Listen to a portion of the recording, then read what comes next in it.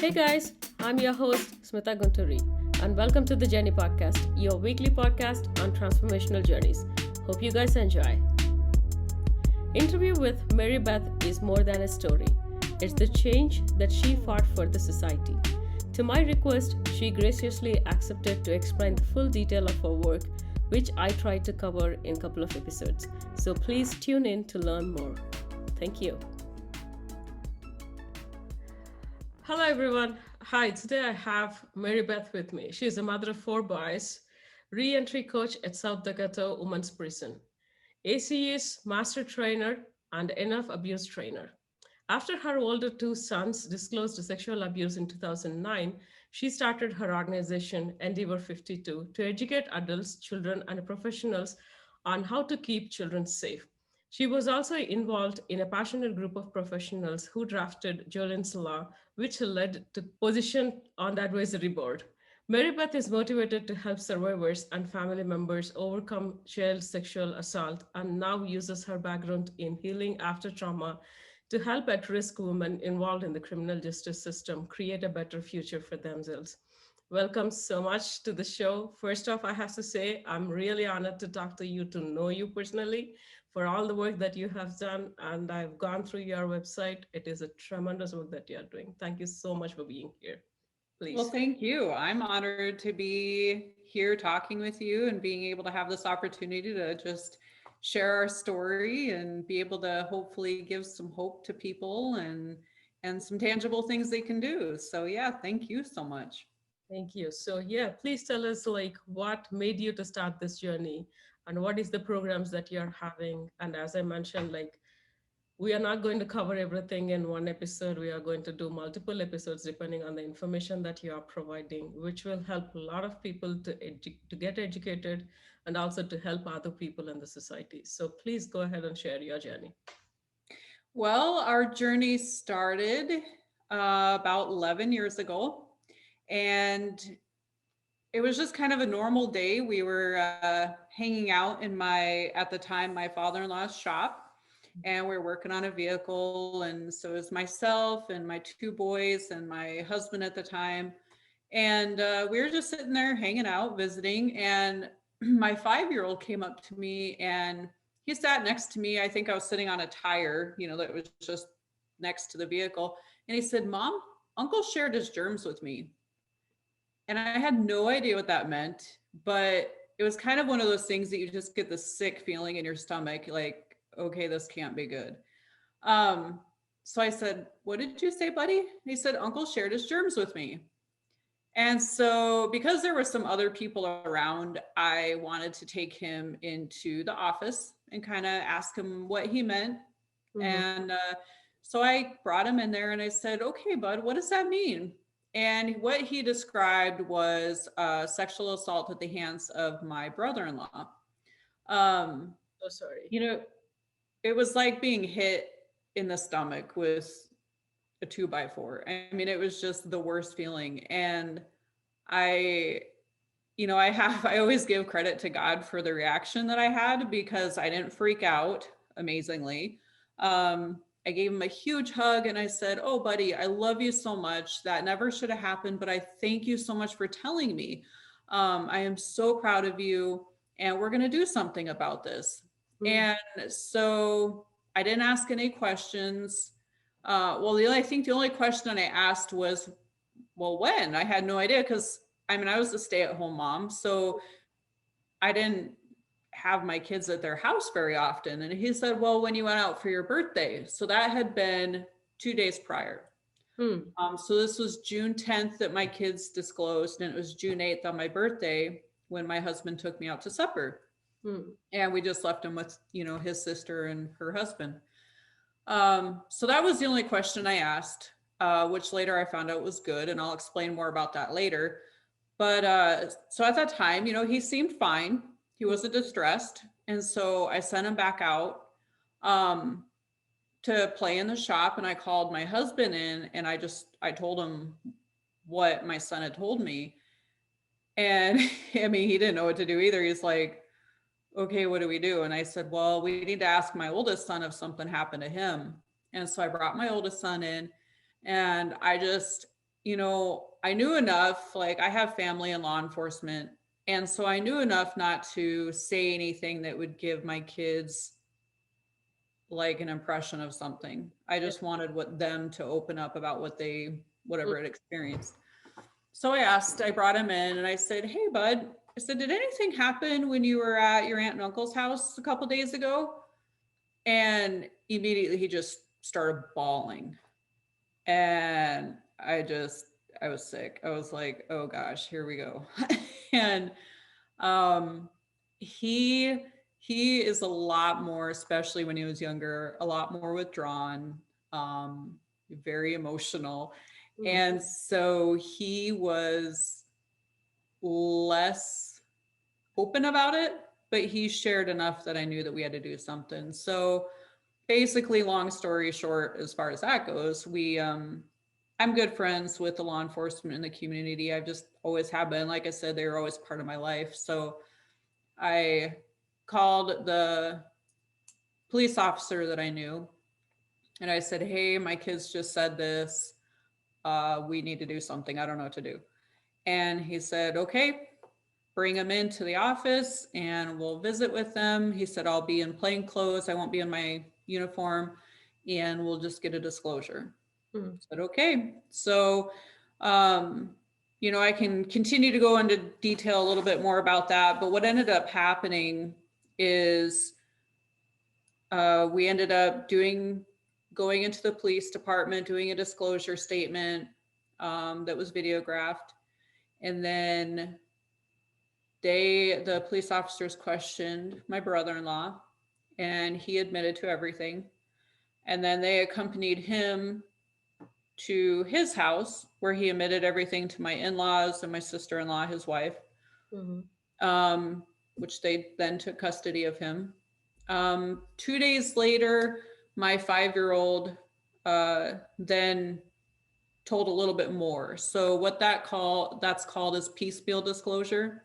mhm, So basically, kids, they'll tell you little bits of the information to gauge your reaction. mhm, And if you don't freak out, mm, then they're going to tell you a little bit more. mm, So that's why a reaction is so important.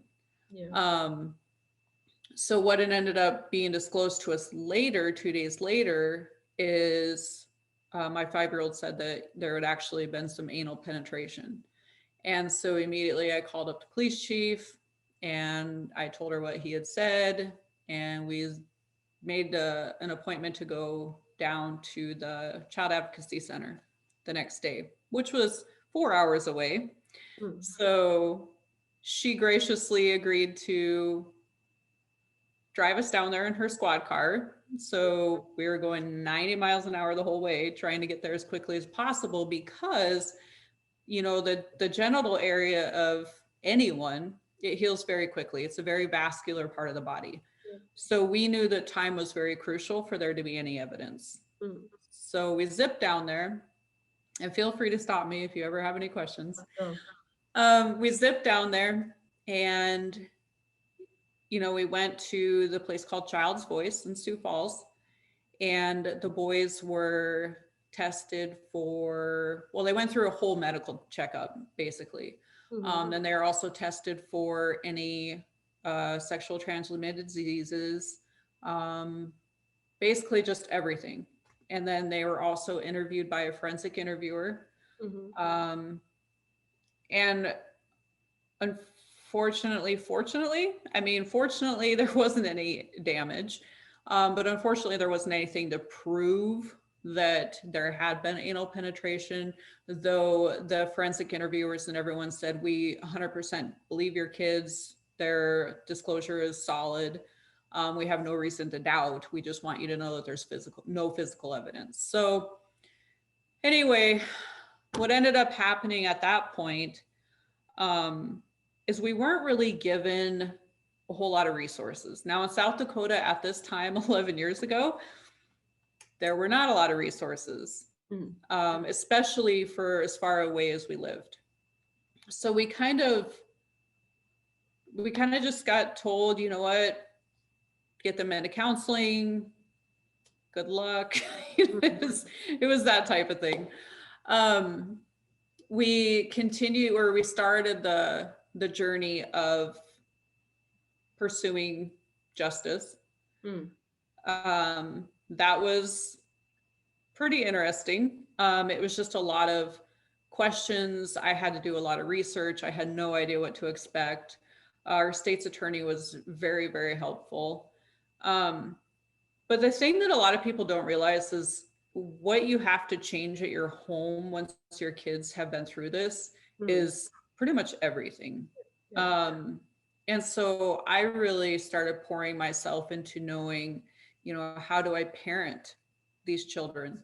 What kind of counselors do I look for? Which was really hard to find Mm, because of our rural area that we live in. And I just wanted to be as equipped as possible to give them the best chance.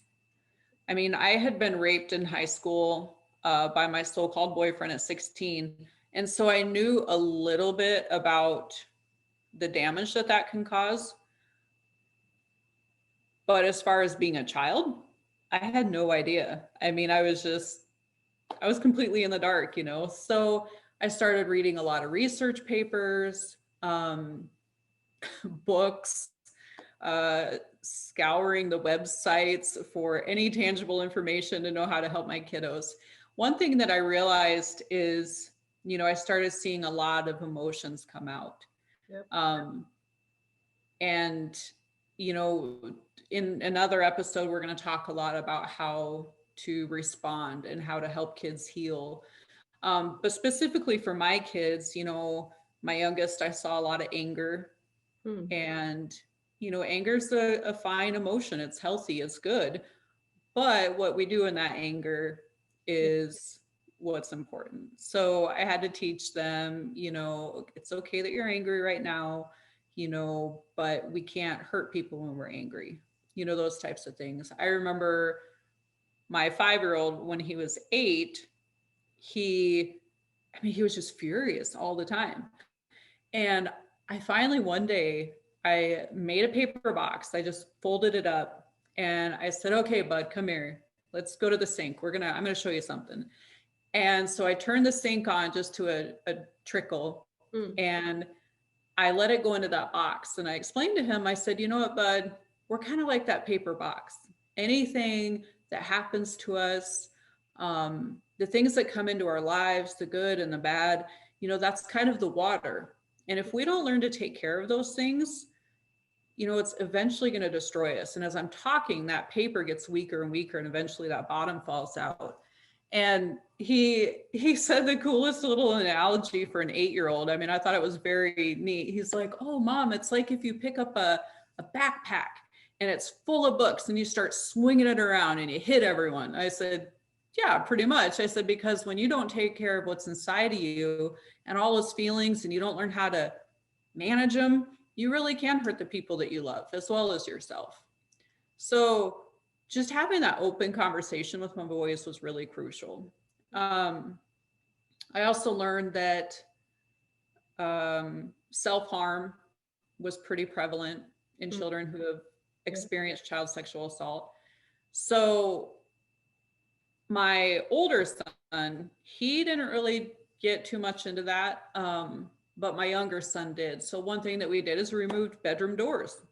That way they couldn't go in and hide and, Mm, hurt themselves. Um, so that's definitely a different dynamic in a house. Things like that, we had to learn to be more communicative with our kids. You know, kids are frustrating.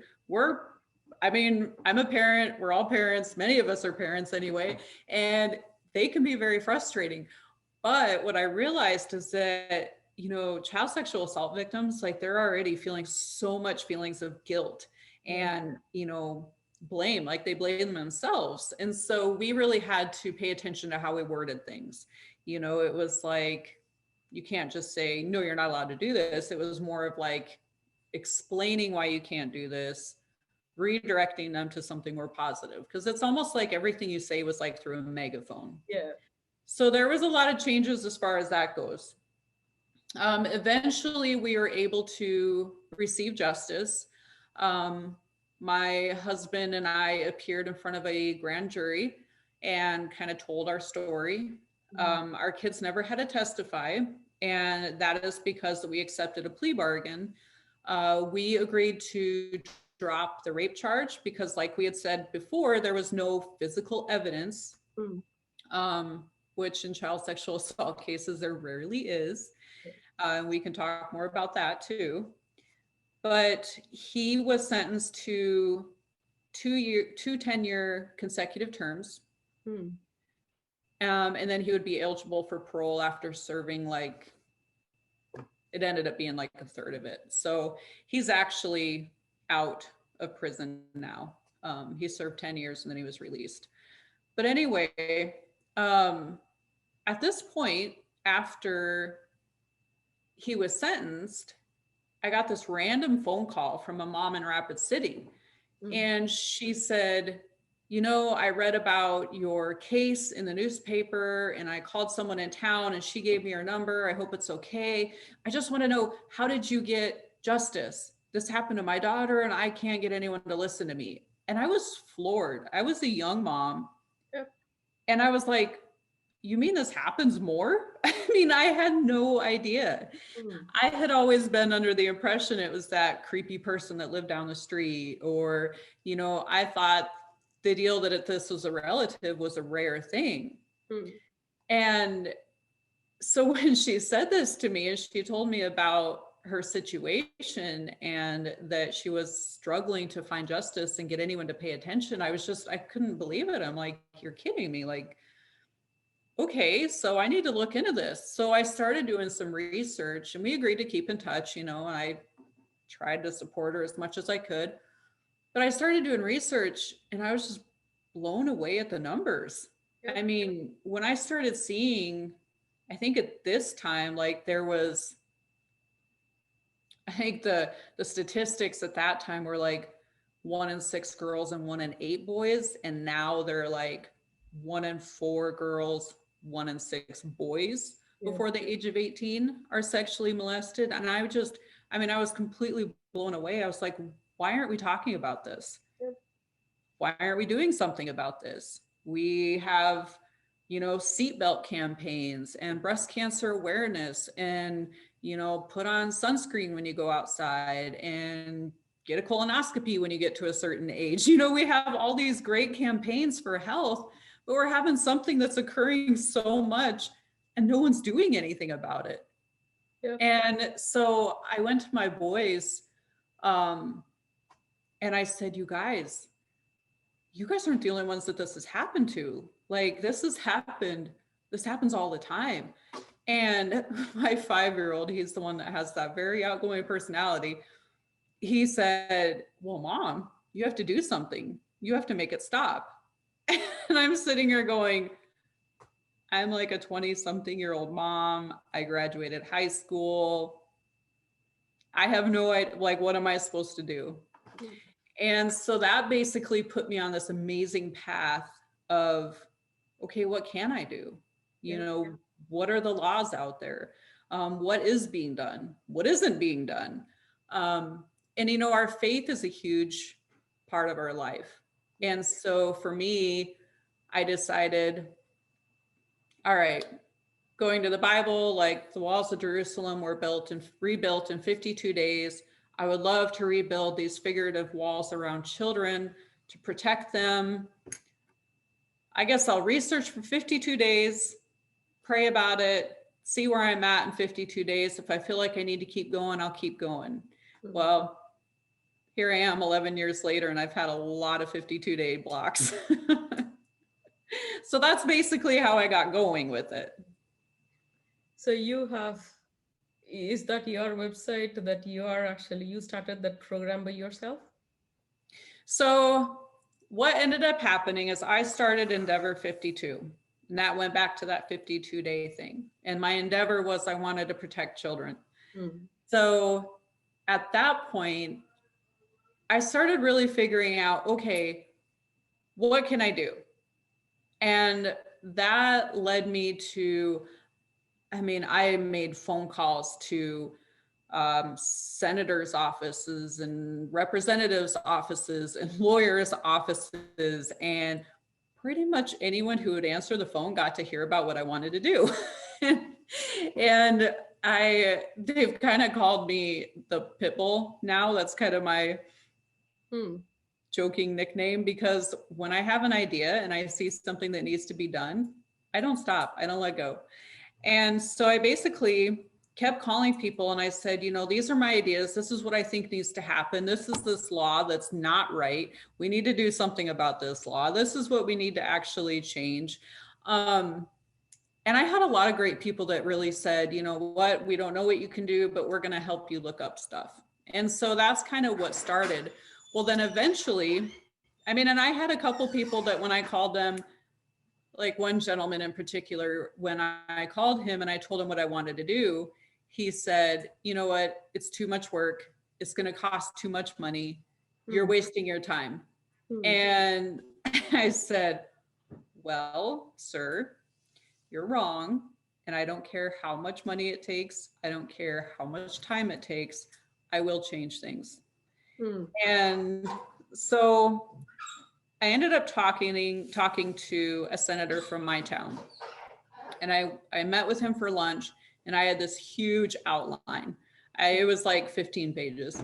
And I gave it to him and I said, this is what I want to do. How do I do it? and he looked over it and he read it. And he read it for a very long time. And he said, this is amazing. I don't know what to do, but let's figure it out. Shortly after that, he ran into another senator from Sioux Falls, an amazing woman named Deb Soholt. And his name was Corey Brown, by the way. And they were sitting there talking, kind of networking. And she said, I have met this amazing woman and she wants to bring changes to our state for child sexual assault. And Corey, he went forward to give her a hug. And then he stopped because he's like, okay, that's hugely inappropriate. I can't do that. I can't hug another senator. And he laughed and he said, oh my gosh, Deb, I almost hugged you. He said, you have to meet Mary Beth. You have to meet her. You have to talk to her.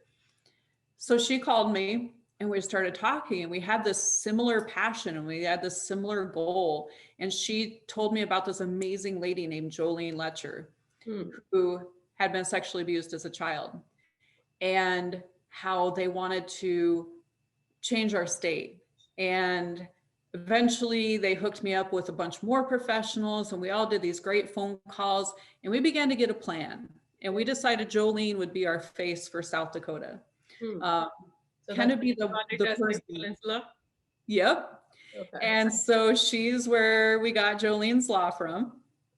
We created this task force in 2014. And we basically wanted to study what South Dakota was doing right and what South Dakota was not doing. And we wanted to find out, okay, where can we make changes? And so we went ahead and presented our idea to the Senate and to the House, and it was passed unanimously.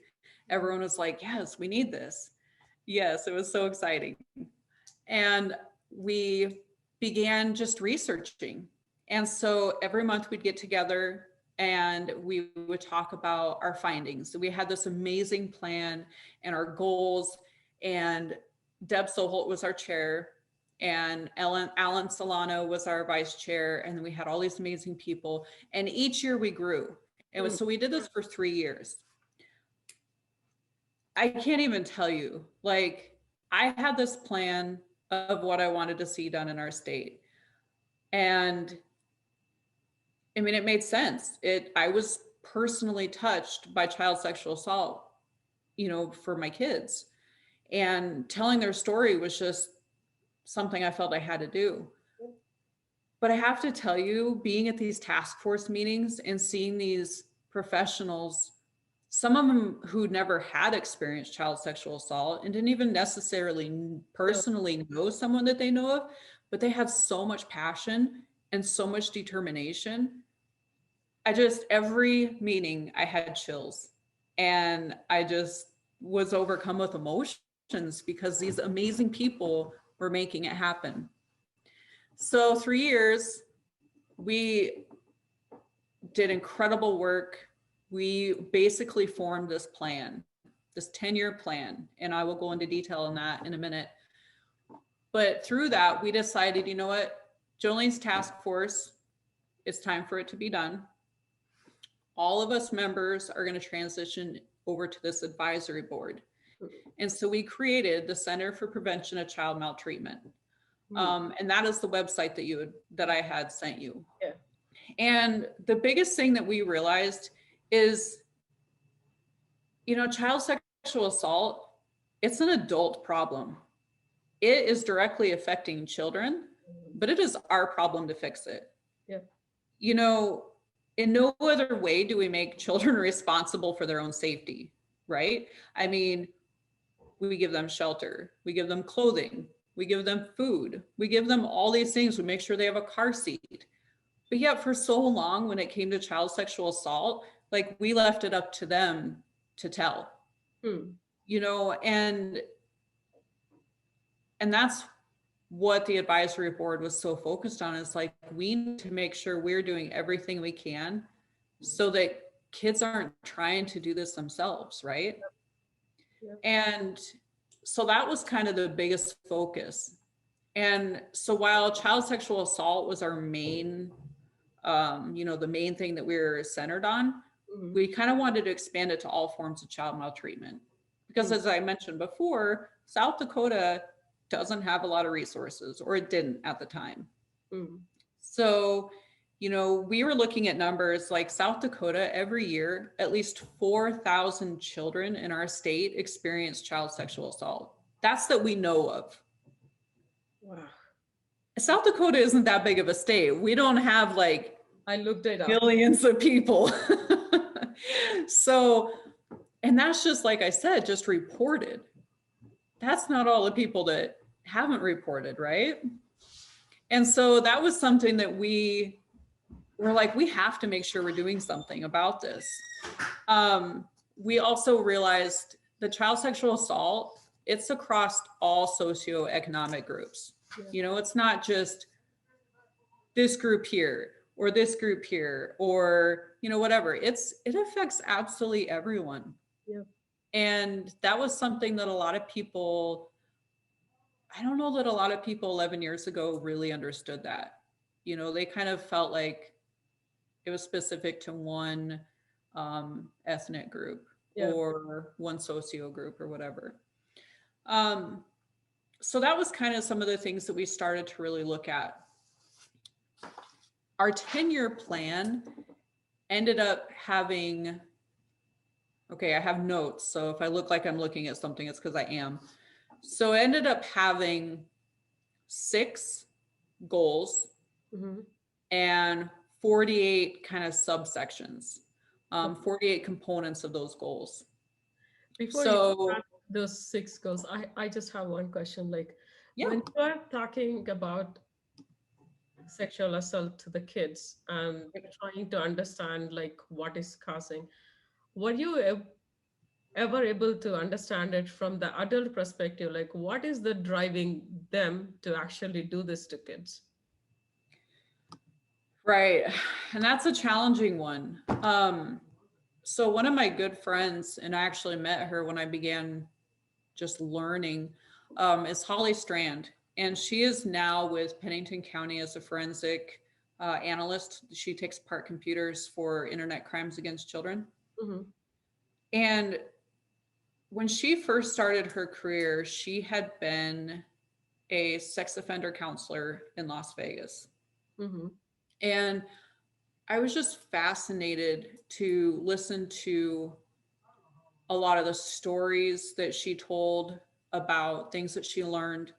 And then when I was in college going after my criminal justice degree a few years ago, I went to college late. That was something that was really fascinating to me. I want to know why. Yeah. One of the misconceptions is that offenders offend because they were victimized as children as well. I heard that a lot. That's why I Yeah, wanted to really understand. Is that the only reason? I mean, I don't think so. no. And in fact, that's, like I said, a huge misconception. Are there offenders who have been sexually assaulted as children?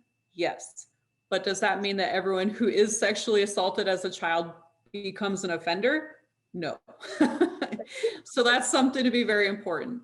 But is it a major factor? Absolutely. Because if you have someone who was sexually abused, never received help, Hmm.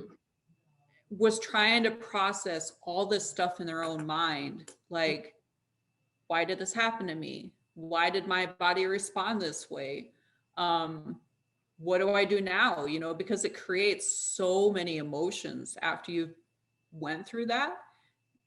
Kids have no idea how to handle those emotions. Yep. I know a lot of adults that can't handle emotions like that. And so these poor children grow up not having any way to learn how to appropriately become emotionally mature. They don't get healing.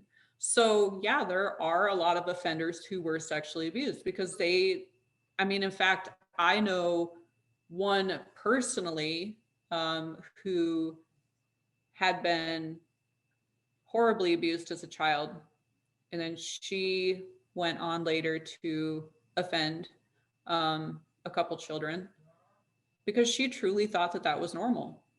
Hmm. Truly. I mean, she just thought as a teen, oh, this is just what you do. Wow. Um, she went on to get into drugs and alcohol, spent time in prison, and completely turned her life around. I don't think that girl will ever reoffend that way ever again. I mean, she completely changed her life. Now, is that common? Unfortunately, it's not. But there are definitely some offenders who were victimized as children. Absolutely. As for the rest of them, I don't think anyone really knows. I haven't found any hard, concrete evidence beyond, you know, it's a psychological issue. It goes down to their genetic structure. Yeah. And then when we get into ACEs, we can talk more about how the genes are affected by trauma, you know, those things. I have never found a hard and fast rule that says if a person has A, B, and C, they're going to offend. I just haven't found that. And it's frustrating. I wish we knew. Yeah, but that's a great question. I think a lot of people, I wish we all had an answer to that. So, As so you back, mentioned, like, I just don't want to have a misconception like, yeah, everybody who had that are the people doing it, or like who had that doesn't do anything. Like, I just wanted to get that into light. yeah. Well, and I think that's an excellent thing to bring up because if you think, you know, if we're assuming and if we're statistically looking at the fact that 1 in 4 girls and 1 in 6 boys are sexually molested before the age of 18, you're talking about an astronomical number of children who have been sexually abused. Yes. Thankfully, we don't have that many molesters out there. Yeah. So statistically, you see how those two don't add up. You would have to have all these children growing up to be offenders. I mean, it doesn't work. The thing that is important to understand though is that most pedophiles, most sexual offenders have many, many, many victims. We're talking at least 100, 150 victims that were either just molested or completely raped. So that's where you're seeing this high number of victims come from, is the fact that most offenders have many, many, many victims. It's just these kids never come forward. They Yes. never tell. Yes. So that's kind of where you see that. So statistically, that makes sense that kiddos don't always grow up to a reoffend. So I think that's an excellent question. I'm really glad that you brought that up. All right, so back to the Center for Prevention of Child Maltreatment. So some of the things that we really wanted to do is look at all these different areas that needed to change in our state. So one thing that needed to change was we began trying to gather data. And what we realized is there wasn't one place that was gathering this data in our state. And, we had DSS, we had tribal agencies because we have incredible reservations here in South Dakota. But it was kind of like little chunks and bits here and there. And we're like, okay, this isn't going to work. We need to see everything as a whole collective picture. So that was one of our biggest focuses, is we need to figure out what is one agency that can gather all this data and collectively put it together so we can see it. So that was one important goal. That was goal A for us. We ultimately wanted to be able to predict indicators associated with child sexual assault. And so that was another thing, is we wanted to not only be able to educate people, but we also wanted to be able to kind of predict what was going to happen. Where could we focus prevention efforts in? And where did we need to focus response efforts? So we had like memorandums of understanding and protocols to follow for that collection, because of course, when you're dealing with kiddos, you have to have confidentiality. Yep. But we also needed to make sure that there wasn't any lines being crossed, because so many times when you have a kiddo who's experienced child sexual assault, they've probably experienced some other things too.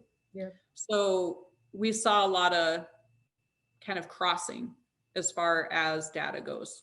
So we need to figure out, okay, this many kids suffered child sexual assault, this many kids suffered neglect, but how many suffered both? So we had to figure out how to separate that, but still get the accurate data. One thing that we did through that is we put questions into a South Dakota survey of South Dakota students in grades 9 through 12. And the survey is called the Youth Risk Behavior Surveillance System. And it goes through the Department of Education. And so about odd years, so every other year, and then other stakeholders get every 2 years. This survey is passed out. That way we can see what our teens are experiencing. And this helps us know, where do we need to amp up our efforts within our education system. Another thing that was part of that is incorporating ACEs questionnaire elements within the South Dakota Behavioral Risk Factor Surveillance System. That way we can know, where do we have kiddos that need help and where can we amp up those resources. So goal A was really about our data and figuring out what exactly are we looking at in South Dakota specifically, and where do we need to focus our efforts. So that was the main goal of goal A. From there, we had goal B, which addressed public, private, and tribal health. So we really wanted to focus on that capacity within those public, private, and tribal health systems to respond to all the children and families impacted by child sexual assault. Because like I said before, I had to drive 4 hours to get to a advocacy center in South Dakota.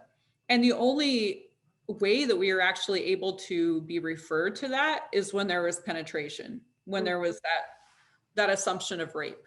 When it had just been molestation, we didn't qualify to go there. Now, as a parent of, a kiddo who's been sexually abused, it's like, no, that's not good enough.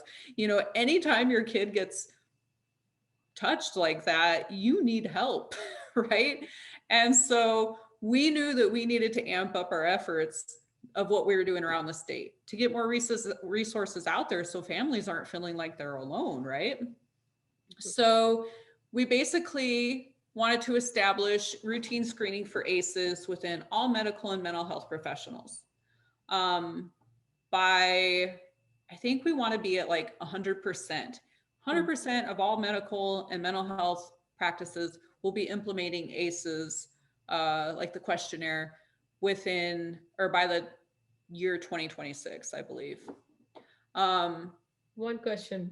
When yep. you were talking about the prevention method that you have implemented in the schools, Mhm. were the parents and other adults are also being involved in that, or is that education only for the kids? Can I touch on that when I get to the education? Oh, sure. Yeah, Okay, remind me. It'll be coming up. Because I think I'll be able to answer your question with the whole thing. sure. Yeah. Awesome. That's a good question. I love it.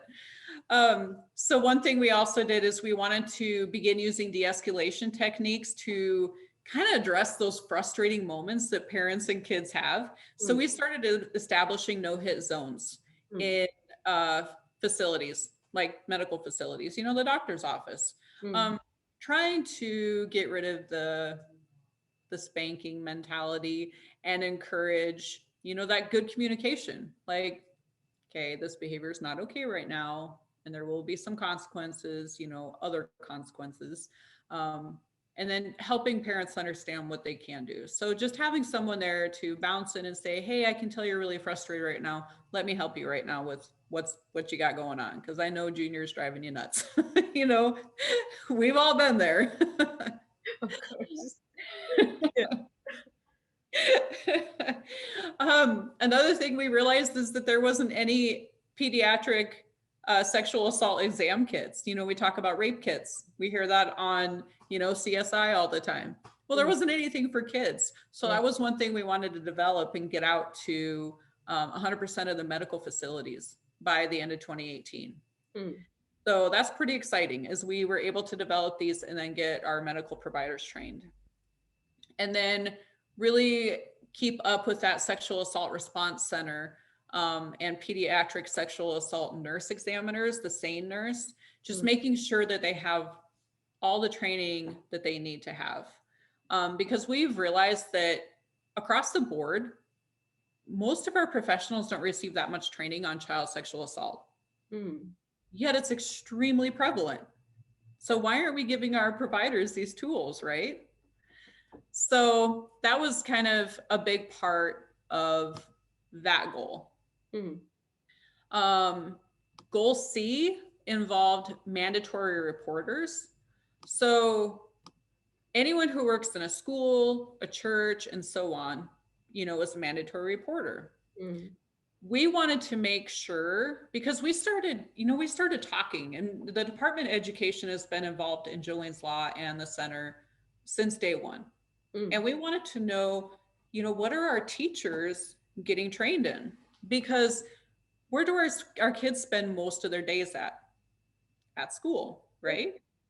And we began to realize that when it comes to prevention, and between this one and the next one, we'll go more into that. But if child sexual assault is happening at home more, because we know that about 94% of children sexually abused are abused by a parent, another relative, or another trusted individual, like a family friend, then we have to know that there is not a lot of education going on at home, right? Yes. Because it's happening at home. So, one thing we knew is, where do a lot of kiddos usually feel the safest? At school. Cool. Yeah. And yet, our mandatory reporters aren't really being trained in what to do.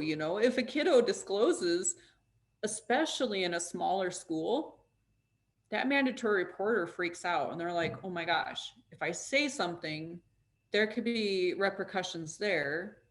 If I'm wrong and nothing did happen, there could be repercussions for that family. I could lose my job. Like, all of a sudden there's all these things going on and they have no idea what to do about it. Yep. And so we knew that there had to be some training available for these mandatory reporters. So Department of Social Services and Department of Education, we kind of all teamed up to create this Mm, training program. And so through the website, through the center's website, you can actually go to the mandatory reporting section, and you can, our mandatory reporters can take free training. mm, And all they have to do is sign in. They can take the training that we offer. and that's it. And they get the education that they need to know, okay, what do I do if a kiddo discloses or if I suspect abuse? And it talks about all those things. Mm, So that was something that was really important to us, is to make sure that we are giving our professionals as many tools as possible. The other thing is we noticed that, going back to our professionals, we noticed that a lot of them didn't receive training in child sexual assault. And I'm not just talking about medical providers, I'm talking about our law enforcement, yeah. our lawyers, the judges, Mm, even counselors, you know. So, one thing that was important to us is we really wanted to pull in the Board of Regents and institutions to create new degree programs that focused on child sexual assault and maltreatment. mm, So that's been a huge part of our focus, is knowing what information do we need to get out there to our professionals. And we want it to be a part of what they're doing. And all this is collaborating with state, tribal, regional, and national stakeholders. That way we're all on the same page with this. One thing that we did do is we noticed that there were two main components not in the mandatory reporting law. mm-hmm. And so we wanted to add that to our codified law. The two people that we added to our codified law as being mandatory reporters is our dentists, because how many times does a dentist maybe see some broken teeth, Yeah. or maybe see some behavior between the parent and the child that kind of sets off those alarm bells? Mm-hmm. Wanted to make sure that they were involved in that mandatory reporting, blanket. Mm-hmm.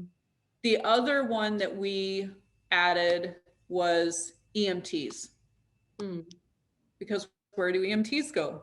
yeah. They either go to car accidents or homes most of the time. Yeah. And if an EMT goes into a home and maybe is responding to a domestic violence call, maybe he or she is going to notice something up with kiddos, Mm, or maybe he or she is going to notice that the living conditions are unsafe. It could be, there's just so many things and scenarios that we really value those EMTs giving us their kind of perspective on. So we made sure that they were a part of that programming, or a part of that mandatory reporter. mm, So then, going into that criminal justice and child protective services response. Now, what was your question again? for the education one, Yeah. yeah. When you are teaching kids, are you involving the adults as well into that education? Because even the adults at home, as you mentioned, most of these things are happening at home. Right. So, what kind of a things, being an adult, let's just say if I'm the one, what kind of a signs should I be looking for from the kid to have that, just in case if they are not able to like open up their mouth on what has happened to them? Right. So we're at goal D, but I'll kind of skip ahead to goal E real quick because I don't want to forget that. So goal E was public awareness.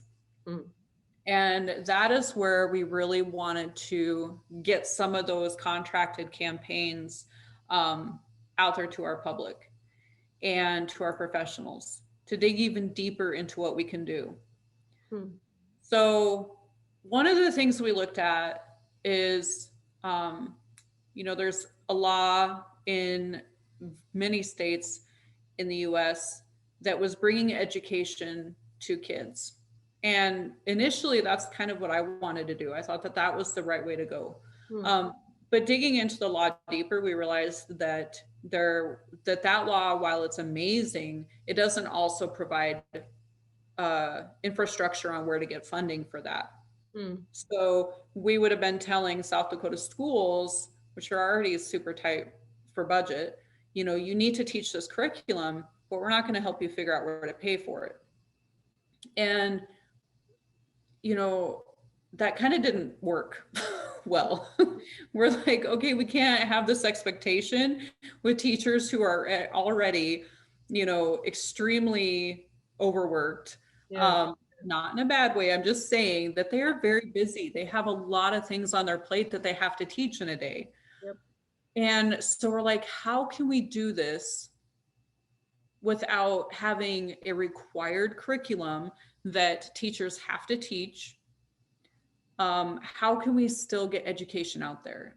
Mm, So, one of the campaigns that we started looking at and we eventually brought to South Dakota was the Enough Abuse campaign.